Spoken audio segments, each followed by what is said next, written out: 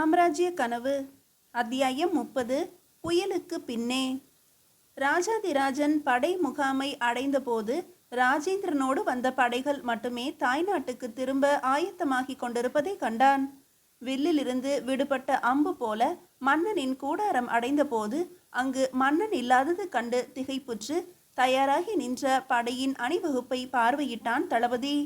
நாம் அனைவரும் இன்று மன்னனுடனேயே சென்று நம் மன்னகத்தை பறிக்க நெஞ்சிலே துணிவு கனல் கொண்ட தென்னவனையும் சேரனையும் அழிக்க வேண்டும் என்று அண்மையில் நின்ற படைத்தலைவரிடம் கூறினான் ராஜாதிராஜன். தேவையில்லை, என்னுடன் வந்த இந்த சிறு படையே போதும் என்று புன்னகையுடன் புறவியின் மீது அமர்ந்திருந்த ராஜேந்திர சோழனின் குரல் ஒலித்தது. மன்னர் மன்னா, ஆத்திரப்படாதே ராஜா. ஆத்திரமல்ல அரசே, சாஸ்திரம் மறந்து சமர் செய்யும் நெறி மறந்து அறிவிப்பு இன்றி அரசாள்வோன் நாட்டில் இல்லாத நேரத்தில் தாக்க வந்த கூடர் பதியானை தரைமட்டமாக்கியே தீருவேன். வடநாட்டு போர்க்களத்தில் மாற்றார் உயிர் குடித்து சிவந்த என் வாழ் நுனியில் தேங்கியிருக்கும் உதிரம் உலர்ந்து விடும் முன்னர் அதனை தென்னவன் உயிர் குடிக்க அவன் உரமற்ற உள்ளத்தில் பாய்ச்ச எண்ணுகிறேன். எனக்கு அனுமதி தாருங்கள். நகைத்தான் ராஜேந்திர சோழன். நாடாண்ட சிங்களத்தானை காடாள செய்தவன் நீ. சாளுக்கியரை சமர்க்களத்தில் சந்தித்து போர் எனும் எண்ணத்தையே அவர் உள்ளத்திலிருந்து பூண்டோடு அகற்றியவன் நீ. கடாரம் காண இருக்கிறவனும் கூட நீ. அரிகளோடு பொருத வேண்டியவன் நரியை கண்டு சீறுவது வியப்புக்கு உரியதாக இருக்கிறது. தென்னவனை வெல்ல பெரும்படை தேவையில்லை. நீ களம் காண வேண்டிய அவசியமும் இல்லை. நம் தளபதிகளில் சாமானியன் ஒருவன் போதும். இத்தகையதான ஒரு நேரத்தில் மன்னன் தலைநகரில் இருப்பது கடமை என்ற காரணத்தால் நான் இன்று செல்கிறேன். நாடு சுற்றி களைத்துள்ள நம் படைகளையும் வேற்று அரசர்களையும் நிதானமாக நடத்தி வா. நான் வருகிறேன் என்றான் ராஜேந்திர சோழன். அரசே என்று ஏதோ கூற வாயெடுத்தான் ராஜாதிராஜன். அந்த நேரத்தில் கைதிகள் முகாமிலிருந்து வங்க நாட்டு வேந்தனும் தக்கணலாடத்து வேந்தனும் தலையில் குடமுடன் ஊர் திரும்பவிருக்கும் படைகளுடன் கலப்பதை கண்டு திகைத்தான். திகைப்பினை உணர்ந்த ராஜேந்திரன், ராஜா, இவர்கள் இருவரையும் நான் என்னுடன் அழைத்து சென்று நகருக்கு வெளியே விட்டு வைப்பேன். உன்னுடன் தான் இவர்கள் உள்ளே வர வேண்டும். இன்று இரவு தங்கும் நீ இங்கு எச்சரிக்கையுடன் இரு. இங்கே ஒற்றர்கள் உலாவலாம். நான் வருகிறேன். உள்ளத்தில் கலக்கம் எதுவும் வேண்டாம் என்றான் மன்னன். தலைவணங்கி நின்றான் ராஜாதிராஜன். தேர் சக்கரங்கள் சுழன்றன. புறவிகள் பறந்தன. வானம் புழுதி மண்டலமாயிற்று. ரணசூரனை கண்டதுமே புழுதி மண்டலமாகிவிட்ட இதயத்தில் ஒற்றர்கள் உலாவலாம் என்று ராஜேந்திரன் கூறி சென்ற சொல் பேய் கூச்சலாக பெருங்குரலாக எதிரொலித்தது. தடுமாறிய வண்ணம் திரும்பினான் ராஜாதிராஜன். அவனுக்கு அருகே கலங்கிய கண்களுடன் நின்றிருந்தான் விக்ரமன். ராஜாதிராஜனின் தோற்றம் விக்ரமனுக்கு வியப்பினை அளித்தது. விக்ரமா, நாளை நாமும் இடம்பெயர வேண்டும். இன்று இரவு கைதிகள் முகாமை சிறிது கவனத்துடன் நீயே கண்காணித்து வா என்ற வண்ணம் கூடாரத்தினுள் நுழைந்தான் ராஜாதிராஜன். அவனை பின்தொடர்ந்த விக்ரமன், ராஜா என்று மெல்லிய குரலில் அழைத்தான். தன் நிலை அறிந்து பரிவு காட்டத்தான் நண்பன் வருகிறான் என நினைத்த ராஜாதிராஜன், விக்ரமா, அவளை பற்றி என்னிடம் எதுவும் பேசாதே என்றான். ராஜா என்று திடுக்கிட்டு கூவினான் விக்ரமன். திரும்பி பார்த்தான் தளபதி. விக்ரமன் கண்களில் நீர் கசிந்து கொண்டிருந்தது. நீ ஏன் தடுமாறுகிறாய் விக்ரமா? என் தலைவிதி அப்படி. என்றாலும் ஆற்று பெருவெள்ளத்தில் அனாதை பிணமாக செல்லும் அவல நிலை ஏற்பட்டதே ராஜா. என்ன விக்ரமா, யாரை பற்றி நீ கூறுகிறாய்? உனக்கு தெரியாதா? அந்தோ உனக்கு உயிர் கொடுத்தவள் இந்நேரம் உயிரை இழந்திருப்பாள் ராஜா. ஆ, என்ன? ஆம், கோதாவரியில் வட்ட பரிசல் கவிழுவதை கண்டேன். ராஜா ராஜா என்ற அவல ஒலி நெருப்பு தழலாக என் செவிகளில் விழுந்தது. அவசர அறிவிப்பு ஒலித்ததால் ஆற்றில் பாய்ந்து அவளை காக்கவும் முடியவில்லை என்றான் விக்ரமன். ராஜாதிராஜன் பேசவில்லை. அவன் வதனத்தில் கணத்திற்கு கணம் ஒரு புது உணர்ச்சி தோன்றிக் கொண்டிருந்தது. அவளின் சந்திப்பு முதல் சாவு செய்தி வரை இடைப்பட்ட நிகழ்ச்சிகள் அத்தனையும் கண்முன் வந்து போயின. குற்றமற்றவளை கொலையினும் கீழ் செயல் புரிபவள் என குற்றம் சாட்டி கொன்றுவிட்டேனோ என்று குரல் கொடுத்தது அவன் மனசாட்சி. வெளியில் இருள் சூழ்ந்து கொண்டிருந்தது. ராஜாதிராஜன் உள்ளத்திலும் ஒளியும் மறைந்தது. திருக்கூடற்பதியில் ஆயுத சாலையில் நின்று நீரு பூசி சிவந்த பொட்டிட்ட போர் கருவிகளை கண்டு கொண்டிருந்தான் தென்னகத்து கோமான் நெடுமாறன். ஆயுளின் வசந்த காலத்தை வீணாக்கிவிட்டது குறித்து வருந்தியது அவன் உள்ளம். போர்க்களத்தின் நிலை குறித்து ஆடிக்காற்றில் அணையாது வளைந்தாடும் தீபமென அவனது மதி ஊசலாடிக்கொண்டிருந்த நேரம் அது. கொற்றவா, வணக்கம். கோட்டையினை மூடிவிட்டார்களாம், கொக்கரித்த கோழைகள் என்ற வண்ணம் உள்ளே நுழைந்தான் செழியன். இது எதிர்பாராதது அல்ல செழியா. அறமுடையவர் என்றால் வழிவிட்டு வணங்கி நிற்கச் சொல். மரமுடையவர் என்றால் மரக்குலத்தவரின் வலிவை காண வெளிவரலாம் என்று சூளுரைத்து நில். எதிர்ப்புரை எதுவும் இல்லையெனில் பொறிகள் கொண்டு தகர்த்து எறிந்து உள்ளே புகட்டும் நம் படைகள். தலைமை ஏற்க நீயே நேரில் செல் என்றான் தென்னவன். நானா அண்ணா? ஏன், நீயேதான். களம் காணவா அண்ணா? போர் போர் என ஆர்ப்பரித்தாயே கடல் அலை போல. இன்று தயக்கம் என்ன? வெற்றி அல்லது வீர மரணம்தான் இனி நமக்கு. லட்சிய பரணி அண்ணா. ஆம், பிறகு என்ன? போய் வா அண்ணா. ஆனால் ஒரு கருத்து. என்ன, சொல்.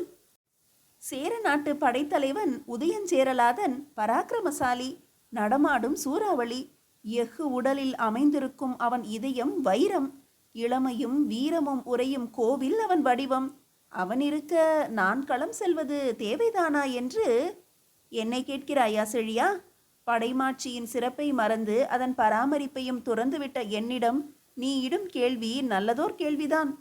நம்மிடம் இருந்த ஒரே ஒரு தளபதியையும் வடபுலத்திற்கு அனுப்பிவிட்டாய். ராஜேந்திர சோழன் வருவதற்குள் உறையூர் வீழ்ச்சியடையாவிட்டால் நமது தாழ்ச்சி நிச்சயம். ராஜேந்திர சோழன் உயிருடன் வருவது ஏது? கிருஷ்ணா நதியில் படையுடன் அமிழ்த்தி இருப்பான் ஜெயசீலன். ஆகாய கோட்டை கட்டிக்கொண்டே இருக்கிறாய் நீ. இல்லை அண்ணா, அந்த கோட்டைக்கு அடிப்படை எழுப்பிக் கொண்டிருக்கிறேன். சொற்சிலம்பம் விளையாடும் நேரம் அல்ல இது செழியா. எதிரிகளை பந்தாட வேண்டிய நேரம்தான் அண்ணா. ஆனால் நான் களம் சென்றால் கண் முன்பு மாதிரிக்கு கூட எதிரி எவரும் இல்லையே. கற்கோட்டை மீதல்லவா மோத வேண்டியிருக்கும். நல்ல பதில் செழியா. சரி, நானே செல்கிறேன். அண்ணா, தங்கள் பொன்னான திருமேனி புழுதி படலமிடை நிற்கவா? போர்க்களம் கார்கால சோலை மயிலாடுமிடம் என்று நினைத்தாயோ செழியா? இல்லை அண்ணா, விரைவில் வடவர் படையும் வடுகர் படையும் வந்துவிடும். வீணாக ஏன் அவசரப்பட வேண்டும்? தம்பி செழியன் இருக்க தமையன் கலங்குவது ஒரு புதுமை அல்லவா? நாம் போர்க்களம் காணாமலேயே வெற்றி பெருமையுடன் வாழலாம் என்று நீ கூறுவதும் ஒரு புதுமைதான் செழியா. ராஜதந்திரம் அண்ணா, ராஜதந்திரம்.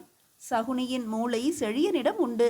இறக்கின்ற அப்பாவிகள் இறந்து ஒழியட்டும், மடிகின்ற மடையர்கள் நரபலி கொடுக்கட்டும். நமக்கு வேண்டியது வெற்றியுடன் கூடிய வாழ்வு. பல்லாண்டு பாட மக்கள், வெண்சாமரம் வீச சிற்றரசுகள், செங்கோல் செலுத்த நிலம், பின் வையத்து இன்பங்கள் அத்தனையும் வந்தடையும் என்றும் போல. அறிவிலி, போர் போர் என ஆர்ப்பரித்து ஆபத்து என்னும் வாழ்முனையில் நாட்டினை நடமாட விட்டுவிட்டு நப்பாசை எனும் மது கோப்பையில் நஞ்சை அருந்தி கொண்டிருக்கிறாய் நீ. அண்ணா, காரணம் இல்லாமல் என்னை தூற்றுகிறீர்கள், துக்கப்படுகிறீர்கள். நீங்களும். நமது வெற்றி உறுதி அண்ணா. செழியா, உன்னை நோக்கி வருகிறது தோல்வி. பார் இம்மடலை. என்ன, ஜெயசீலனா? ஆம். வணக்கம். என் கருத்திற்கு மாறாகவே தங்கள் ஆணையை தாங்கி வடபுலம் வந்தேன். ஆனால் வந்த இடம் போரில் நொந்து மடிந்த பேய்க்காடு. வடவர் இனி 1 நூற்றாண்டு காலம் கங்கைக்கு இப்பால் வரவே அஞ்சுவர். அருவர் அருவர் என அஞ்சுகின்றனர் வடமாபளவன் குன்றமிழக்க மனமில்லாதிருந்த ஆந்திரர். ராஜாதிராஜன் என்னும் பெயர் வடநாட்டை கோழைகள் நிலமாக்கிவிட்டது. ராஜேந்திர சோழனின் வெற்றி சின்னமாக விளங்கும் நிலப்பரப்பில் ஆதரவு தேடி வந்தது பாலையில் பசுங்கிளியை காண வந்தது போன்ற மதி இனம்தான். ரணசூரனின் சூதுமதி தவறாக கணக்கிட்டு விட்டது. வழியெல்லாம் சோழ நாட்டு ஒற்றர்கள் மலிந்திருப்பதால் இளமாறனால் கிருஷ்ணா நதி தீரத்தில் ராஜேந்திர சோழனை எதிர்க்க இயலாது. ஆகவே அவனும் திரும்புகிறான். தோல்வி மேல் தோல்வி கண்டும் நான் சோரவில்லை. ஆம், தலைக்கு மேல் வெள்ளம் போய்விட்டது. இனி நாம் வாழ்ந்தும் பயனில்லை. நம் செங்குருதியை வீரர் கோட்டமிடை நின்று சிந்தி மடிவதுதான் விதி நமக்களித்த தீர்ப்பு. ராஜேந்திர சோழன் நேற்று படையுடன் கிளம்பிவிட்டான். ராஜாதிராஜனை தொடர்ந்து நான் இன்று வருகிறேன். வாழ்வின் விளக்கு போய்விட்ட பிறகு வாழ்வு எதற்கு நமக்கு? இப்படிக்கு தங்கள் அடிமை ஜெயசீலன். மடையன் புராணம் ஓதியிருக்கிறான். போன வேலையை முடிக்க திறனில்லை, முடிவுரை எழுதிவிட்டான். முகவுரை எழுத நீ எண்ணினாய், முடிவுரை எழுதினான் அவன். அண்ணா, இனி என்ன செய்வது? உன் தோளுக்கு வேலை இல்லை. நீ போய் மது அருந்தி உறங்கு போ. நாவினால் என்னை சுடுகிறீர்கள் அண்ணா. உயிரோடும் உலாவ விட்டிருக்கிறேன். உடன் பிறந்தவன் என்ற ஒரே பாசம் உன் தலையை உடலோடு பொருத்தி இருக்கிறது செழியா. யாரங்கே? என்ன செய்தி? வா உள்ளே. அரசே, ராஜேந்திரர் வந்துவிட்டார். நம் கூட்டுப்படைகள் சோழ மண்டல எல்லை ஓரம் வந்துவிட்டன என்று கூறி வணங்கி நின்றான் தூதுவன். நல்லது, நீ வந்தது யாது பற்றி? வேந்தர் வேந்தே, சீலமிகு சேர நாட்டு தூதுவன் யான். எம் மன்னாதி மன்னர் நாளை தாமே படையுடன் வருவதாக அறிவித்துள்ளார்கள் என்றான் மற்றொரு தூதுவன். மகிழ்ச்சி, சென்று வா என்றான் மன்னன். சிறிது நேரம் அங்கே அமைதி நிலவியது. செழியா, இன்றைக்கு 20 ஆண்டுகளுக்கு முன்பு என் அறிவை அழித்து சூது புரிந்தாய். மதுவினால் என் மதியை கெடுத்து இம்மன்னகத்தை மண் மேடாகவே ஆக்கிவிட்டாய். ஆளும் முறை அறிந்த அமைச்சரை சிறை வைத்தாய். நீ செய்ததெல்லாம் தீதுதான். உன்னை குறை கூறி பயனில்லை. என் குறை மதியின் விளைவுதான் இவையெல்லாம். நல்லது, விரைந்து போய் இன்று இரவே இளவரசி இங்கு வந்து சேர வழி செய். நாளை நான் இறப்பது திண்ணம். என் மகளாவது வாழ வழிகாட்டி மறைகிறேன் என்றான் மன்னன். செழியன் மிக்க ஆயாசத்தோடு வெளியேறினான். தென்னவன் ஒரு ஏவலாளியிடம் கணையாழியை கொடுத்து அருள்வாணரை சிறையிலிருந்து விடுவித்து அழைத்து வா என்று ஆணையிட்டான். வெளியே சென்ற வேகத்தில் உள்ளே நுழைந்தான் செழியன். அவனுடன் கருகிய மலர் போல பூங்கோதையும் கண்களில் நீர் தழும்ப அந்தப்புற காவல் தலைவனும் வந்து நின்றனர். என்ன கோலம் இது? ஏக்கத்துடன் கேட்டான் மன்னன். அண்ணா, என்ன சொல்வேன்? நம் மரபின் மரகத விளக்கு அணைந்து விட்டதாம் அண்ணா. செழியனின் முகம் அழுதது. ஆனால் அகம் சிரித்தது. தென்னவன் தான் கண் விழித்த போது செவிமடுத்த செய்தி பொய்யல்ல என்பதை உணர்ந்தான். அவன் மனம் செத்துவிட்டது. சிரித்தான் தென்னவன். எங்கேயடா மறைந்தாள் என் கண்மணி? தென்னவன் குரலில் புதுமை பாய்ந்திருந்தது. செழியன் உண்மையில் அஞ்சினான். அரசே, ஓடம் கவிழ்ந்து கோதாவரியில் மூழ்கிவிட்டாராம் இளவரசி. என்ன? பேய் பேசுவது போல் இருந்தது அவனுக்கு. கோதாவரிக்கா? அங்கு ஏன் சென்றாள் அவள்? பூங்கோதை, அன்பு திலகம் எதற்காக அங்கே சென்றாள்? பூங்கோதை சொல்ல நடுங்கினாள். நான் எழவில்லை பேசுவதற்கு. அது வந்து அரசே, அவளது அன்பன் ராஜாதிராஜனை சந்திக்க என்று கூறிய பூங்கோதை நிலத்தில் மயங்கி விழுந்தாள். தென்னவன் மீண்டும் சிரித்தான். நதியில் மூழ்கினாள். வெள்ளக்காட்டில் மிதந்தாள். வேறு எங்கே மறைய முடியும்? வினை விதைத்தவன் வினை அறுத்தே ஆக வேண்டும் என்று கூறி மீண்டும் மீண்டும் சிரித்தான் தென்னவன். தீயினை நயப்புற்று தீவினை புரிந்த நான் நாளை இந்நேரம் உதிர நதியில் மிதப்பேன் என்று கூறி மீண்டும் சிரித்தான். மதுரையின் செங்கோலை தான் அடைய தென்னவனை கைவிட்டுவிட்டு காட்டிக் கொடுத்தாவது சோழனிடம் சரணடைவது பற்றி சிந்தித்த வண்ணம் வெளியேறினான் செழியன். மீதியை அடுத்த அத்தியாயத்தில் காணலாம். அத்தியாயம் 31. இளவரசு பட்டம். நங்கையரின் தோற்றம் காட்ட அசைந்தோடும் நதியோரம் மல்லிகை தோட்டத்து மனம் ஏந்தி வாசம் வீசி மகிழ்விக்க வந்தது தென்றல். இயற்கையின் நீதி இன்பத் தமிழகத்து இறைவனுக்கு குறைந்தது அல்ல என்பதை கூவி உரைப்பது போல காவலனின் பொன் கதிர் மாளிகையை தனது குளிர்ந்த கதிரால் தழுவினான் சந்திரன். மகிழம்பூ மரத்தடியே நகையிழந்த முகத்தினனாய் கற்கணிய கணிகின்ற துயரமுடன் அன்று மாலை நாடடைந்த ராஜாதிராஜன் அமர்ந்திருந்தான். நாடு தந்த வரவேற்பும் காட்டிய களிப்பும் அவன் அகத்தை தொடவில்லை. ஆனால் அன்னையின் ஆனந்த அணைப்பு அவன் அகத்தை தொட்டது. கசிந்தது கண்ணீர். அதை ஆனந்த கண்ணீரென நம்பினர் சூழ்ந்து இருந்தோர். ராஜாதிராஜன் நிலை உணர்ந்து அவன் அருகிலேயே இருந்த விக்ரமன் நகர் அடைந்த பிறகு சிறிது நேரம் பிரிந்த பிறகு மீண்டும் நண்பனை சேர சோலையில் நுழைந்தான். ஒரு வார காலமாக மௌனம் பூண்டிருந்தவன் தானாக பேசிக்கொள்வது கண்டு கவலைக்கு ஆளாகி அவன் அருகே சென்று மரத்தருகே சாய்ந்து நின்றான். விக்ரமா? ராஜா.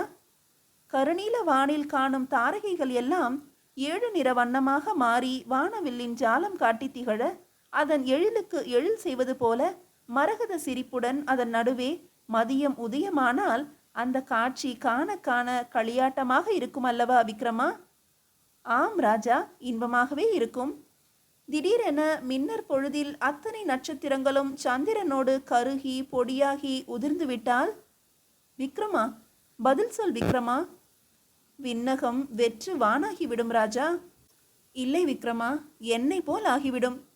ஹம், அழியாத பேரூற்றை கண்டுவிட்டோம். இனி வீரத்தால் விதியையே வெல்லலாம் என்று நினைத்தேன். ஆனால் அரை கணம்தான் நீரூற்று. அதன் பிறகு நீண்ட வழி. நீராக்கும் நெடும் பாலை.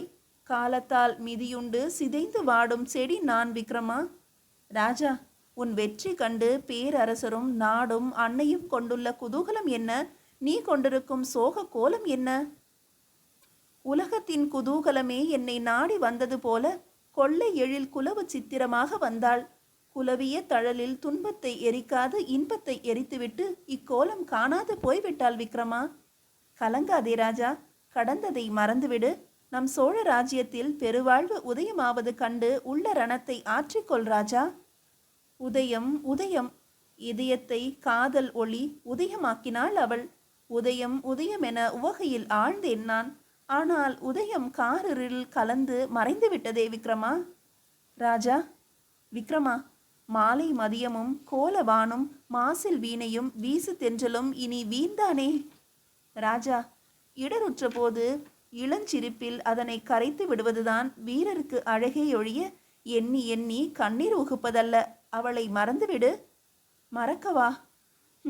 இமை மூடினால் இரு விழிக்கு தேனிலவாய் நின்றவளின் இன்பக் கனவு. இமை திறப்பின் இன்பம் கனவாகியது குறித்து நலிவிக்கும் துன்ப நினைவு. செத்த வண்ணம் வாழ்கிறேன் நான். வீரர் தன்மையை உபதேசிக்கின்றாய் நீ. ராஜா, இன்பமும் துன்பமும் நிலையானதல்ல. விக்ரமா, அன்பு எனும் திராட்சை மணி தேனை விழியில் ஏந்தி வந்து சீனத்து சிவந்த கோப்பையாய் இதயத்தை மாற்றுகின்றாள் என மகிழ்ந்தேன். ஊதா நிற குமிழ் விட்டு கனிரசமோட தேன் கிண்ணத்தை உடைத்து எரிந்து விட்டாள். எனக்கு இனி துன்பம்தான் விக்ரமா. துன்பம் நிலையாகிவிட்டது. ராஜா, வாடை காலத்திற்கு பிறகு வசந்த காலம் வந்துதான் ஆக வேண்டும். நேற்றைய துன்பம் இன்றைய அமைதி. வருத்தம் என்னும் ஆடையினை வருகின்ற வசந்த கால சுடர் நெருப்பில் எரிந்துவிடு. படை களைப்பு நீங்க உடலுக்கும் உள்ளத்திற்கும் ஓய்வு கொடு. வா போகலாம். வாடைக்கால கொடுந்துயர் இனி வாட்டாது என்னை.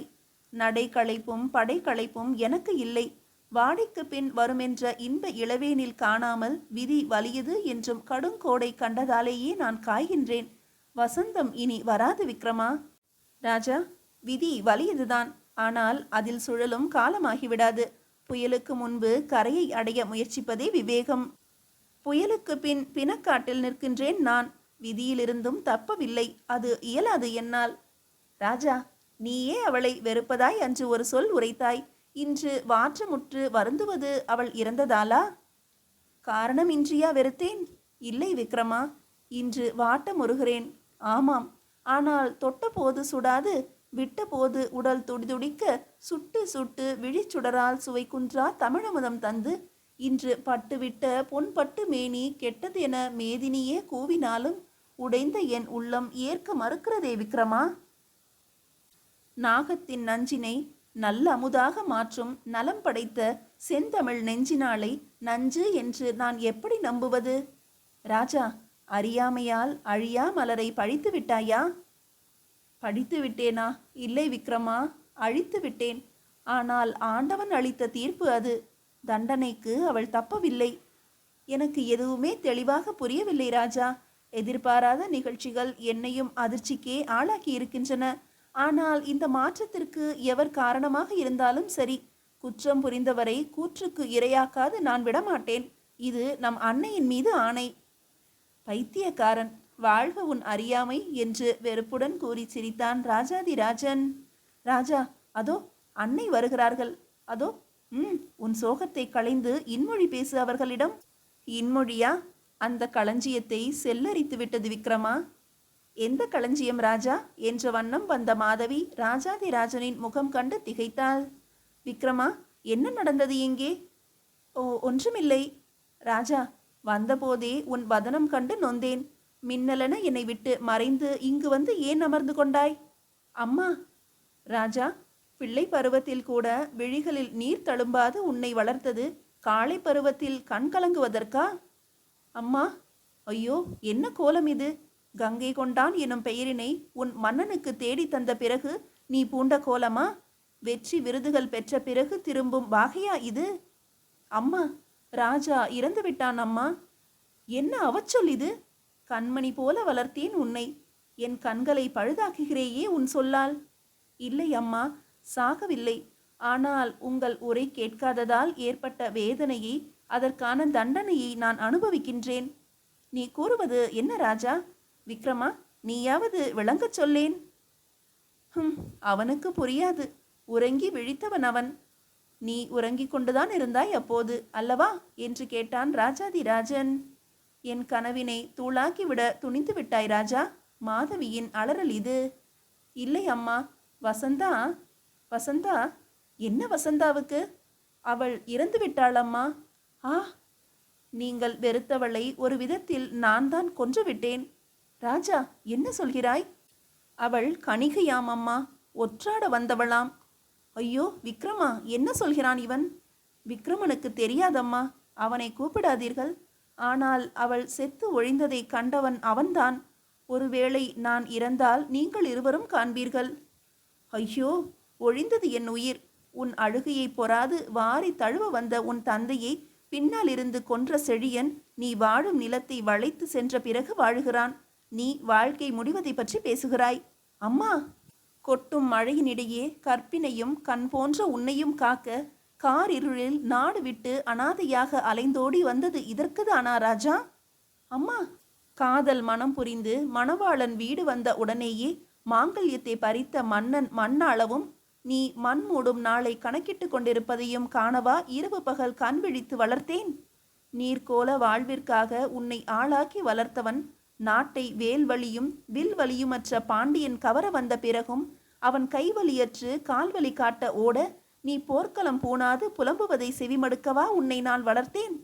இரத்த ஆற்றில் உன் தந்தையை மிதக்க விட்டு காமச்சேற்றில் என்னை ஆழ்த்தி கணிகையாக்க அழைப்பு விடுத்தவன் அபயம் தந்து ஆதரித்த அரசேறு நாட்டில் அவர்கள் மீது வஞ்சம் தீர்க்க வளர்த்தேன் உன்னை. காலடிபட்ட பின்னும் வாழுகிறார்கள் உயிரோடு. உயிரிழக்க வாழ்கிறேன் நான் என நீ கூறுகிறாய் ராஜா. அம்மா, போ, போர் முனைக்கு போ. காதலுக்காக நீ சாவதை விட வீரம் காட்டி மறைவதையே நான் விரும்புகிறேன். மரணம்தானே வேண்டும் உனக்கு? மரக்குலத்தோரை பழி வாங்கி சந்திரகுலத்தை கருவறுத்து செழியன் சிரம் கொய்த பின்பு போர் நடந்தால் அதில் பட்டுவிடு. உதிரம் குடித்தவனின் உதிரம் சொட்ட சொட்ட வெட்டிய பின் உன் வீரம் சாயட்டும். வடநாடு அதிர படை நடத்திய நீ தென்பாண்டி நாட்டை சோழ பேரரசின் வெண்பட்டு கொடையின் கீழே விட்டுவிட்டு செத்து ஒழி. ஆம், செஞ்சோற்று கடனையாவது செய்து முடி என்று முழக்கமிட்டாள் மாதவி. அவள் விழிகள் கனல் கக்கி நின்றன. விழிகளில் சிறிது முன் தேங்கி இருந்த நீர்த்திவளைகள் உலர்ந்து விட்டிருந்தன. விக்ரமன் நடுங்கிய வண்ணம் நின்றான். மண்டியிட்டு மாதவியின் பாதங்களை பணிந்து எழுந்து நின்றான் ராஜாதிராஜன். அவன் வதனத்தில் சோகம் மறைந்து வீரம் ஜொலித்தது. மன்னித்து விடுங்கள் அம்மா. என் தந்தையை கொன்றவனா செழியன்? தென்னவன் நாட்டிலா நிகழ்ந்தது இந்த நிகழ்ச்சி? இதனை நான் வாளேந்த பயின்ற அன்று கூட கூறியிருந்தால் அவர்கள் இறந்த ஆண்டுகளை இன்று கணக்கிட்டிருக்கலாமே. எனினும் இன்று மட்டும் என்ன, பருந்து உண்ண சதையறிந்து எரிகிறேன் பாருங்கள். நாளை உச்சி பொழுதினை பகலவன் காணும் முன்பு கதிர்குலத்து சோழ அரசன் கொடி பாண்டிய நாட்டில் பறக்கும். வெற்றி கம்பத்தின் கீழே செழியன் ரத்தம் நீராக ஊற்றப்படும். உங்களை வருத்திய தென்னவன் வசந்தாவிற்கு கொடுத்த வாக்குறுதி நினைவுக்கு வர தடுமாறினான் ராஜாதிராஜன். தென்னவன் தலை உருளாது, அவன் கரமும் விலங்கு சுமக்காது என்று நதியின் கரை சரிவிலிருந்து குரல் கேட்டு திரும்பினர் அனைவரும். சமண துறவி போல இருவர் நின்றிருந்தனர். யார் நீங்கள்? இடி முழக்கம் செய்தான் ராஜாதிராஜன். அரசியல் பேசும் இவன் எதிரிகளின் ஒற்றனோ என சந்தேகிக்கின்றேன் நான். விக்ரமா, விசாரி இவர்களை. விரோதிகளுடன் வெட்டி புதைப்போம் இவர்களையும். ராஜா, நீ பழைய நிலை பெற்று விட்டாய். உன் மழலையை விட இன்று நான் களிப்படைகிறேன் உன் புது குரல் கேட்டு. ஆனால் துறவிக்கோலம் பூண்டவர்களை துன்புறுத்தாதே, விட்டுவிடு. விரோதியானாலும் ஓடி பிழைக்கட்டும் என்றாள் மாதவி. அம்மா, இவர்கள் ஒற்றர்களேதான், விழிக்கும் விழியிலேயே தெரிகிறதே. வேண்டாம் ராஜா, நான் சொல்லுகிறேன், இவர்களை விட்டுவிடு. நல்லது, நீங்கள் யாராயினும் சரி, ஓடிவிடுங்கள் இங்கிருந்து என்றான் ராஜாதிராஜன். சமண துறவிகளில் பெரியவன் சிரித்தான். திடுக்கிட்டனர் மற்றவர்கள் மூவரும். ராஜா, செழியனை தேடினாயே, செழியன் செல்கிறான் இந்த தோட்டத்திலிருந்து என்று கூறி திரும்பினான் சமண துறவி. துரோகி, புலியின் வாயிலுக்கா வந்தான்? போய்ச் சேர் மரண வாயிலுக்கு என்று பாய்ந்தான் ராஜாதிராஜன். ராஜா என்று கூறி குறுக்கிட்டாள் மாதவி. மறுகணம் ஓங்கிய வாளினை பிடித்த கையினை பற்றியது துறவியின் எஃகு போன்ற கரம். பாய்ந்த விக்கிரமனை தடுத்து நிறுத்திற்று மற்றொரு கரம். அடுத்த வினாடியில் அவர்கள் இருவரும் வேடம் களைந்த ராஜேந்திர சோழனின் அணைப்பில் இருந்தனர். அரசரேருடன் வந்த மற்றொரு துறவி திரும்பாது சென்று கொண்டிருந்தான். ராஜா, செழியன் இதே சோலைக்கு உன்னை காண வந்தான். அவன் எண்ணம் எது என நான் அறியேன். ஆனால் உன் அன்னையின் உரை கேட்டு அசையாது நின்றவன் நான் வருவதைக் கண்டு மறைந்தோடிவிட்டான். போகட்டும், பொழுது புலர்ந்ததும் நம் வீரவர்மர் அவனை விண்ணுலகால அனுப்பிவிடுவார். என்ன அரசே? ஆம், நாளைதான் நமது படைகள் எல்லையை கடக்கும் என்றான் மன்னன். அரசே, என் அன்னையின் உள்ளத்தை குளிர்விக்க அடியேனை அனுப்புங்கள் களத்திற்கு என்றான் ராஜாதிராஜன். ராஜா, உங்கள் உரையாடல் அனைத்தும் கேட்டேன். ஆனால் நீ களைத்திருப்பாயே களம் கண்டு. மேலும் நீ கண்டதெல்லாம் பெருஞ்சமர்களம். ஒப்பிட்டால் இது மிகவும் சிறிது. உன் வரவு தேவையும் இல்லை. வீரவர்மர் தலைமையில் செல்லும் நம் சிறு படையே போதும். களைப்பா? என் அன்னை புது ரத்தம் பாய்ச்சியிருக்கிறார் எனக்கு. நல்லது, நாளையே களம் காண செல். வீரன் என்று பலரால் பாராட்டப்படும் உதயஞ்சேரலை கைதியாக்கி திரும்பு. ஜெயசீலன் எனும் பாண்டிய நாட்டு வீரனை கண்ணியமாக அழைத்து வா. மன்னர்கள் இருவரையும் மதிப்புடன் கொண்டு சேர். நீ திரும்பும்போது சோழ நாட்டு இளவரசு பட்டம் உனக்காக காத்திருக்கும். ஆ, எனக்கா? என்ன அரசே கூறுகிறீர்கள்? ஆம், உனக்கேதான். நீ உன் அன்னைக்கு மட்டுமல்ல மகன், அரசனுக்கும் வீர புதல்வன்தான் என்று சிரித்த வண்ணம் கூறி மறைந்தான் ராஜேந்திர சோழன். மீதியை அடுத்த அத்தியாயத்தில் காணலாம்.